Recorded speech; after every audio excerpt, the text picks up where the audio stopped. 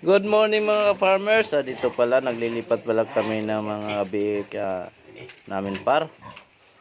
Ayan, yung biik ni mama ay lilipat na namin dito sa kulungan namin. Malapit lang mga ka-farmers. Ayan, bari si papa nag-aabot sa akin par at dito naman sa akin ay si Mrs. Balay ito biik pala par ay galing ito kay mama. Binili lang namin par. Walong piraso ito par.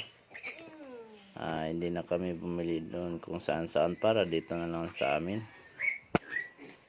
Malapit lang kasi din. At yun nga para maabot-abot lang kami at yung videographer ko ay nahihirapan siya na mag-video sa akin ay inabot ko lang sa kanya. Ay nahihirapan siya so mga kalisod mga kapakners. Mabigat pa yung mga biig ni mama. Ay nahihirapan siya sobra. Ayan o.